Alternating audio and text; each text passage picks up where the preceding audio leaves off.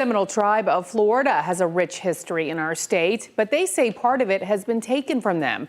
The tribe says the Smithsonian in Washington, D.C. has the remains of more than 1,000 Native Americans that were dug up in Florida, and they are being forced to jump through hoops to get them back. News 6's Carolina Cardona has more on the Seminoles' battle to reclaim their ancestors.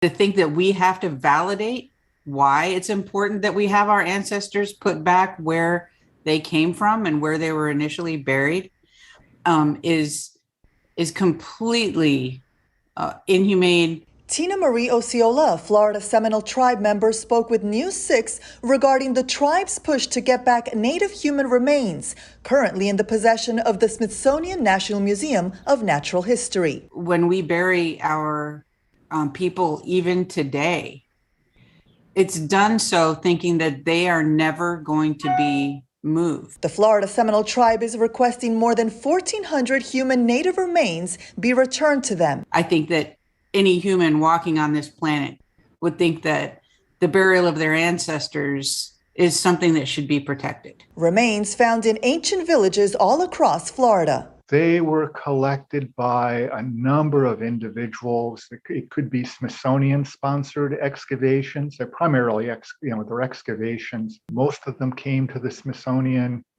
probably more than 90 years ago.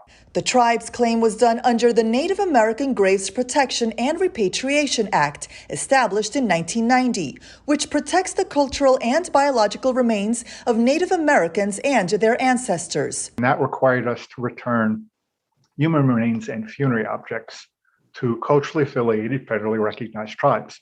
And that process, it has to be by a preponderance of evidence.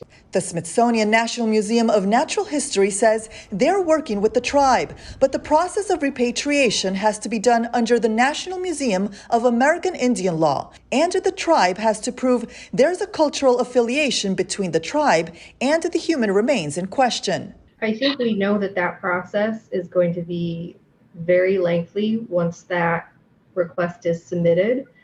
Which is unfortunate because the tribe has waited enough and they are not concerned with these distinctions and these labels that the museum has put on their ancestors. Unfortunately, archaeologists for a long time treated human remains in the same way they did any other artifact, right, as a window into the past, without much consideration for these being the remains of actual people.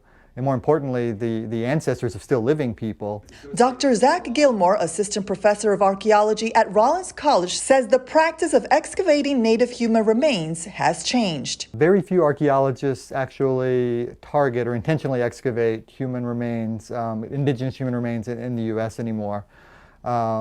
Since the passage of NAGPRA, the law regarding repatriation,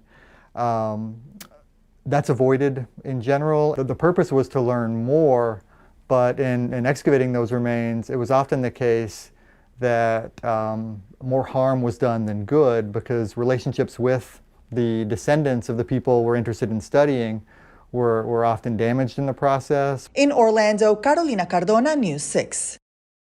Florida's Seminole Tribe says they are in the process of reviewing data that was recently submitted to them by the Smithsonian National Museum of Natural History, and they will then submit a formal request for the repatriation process.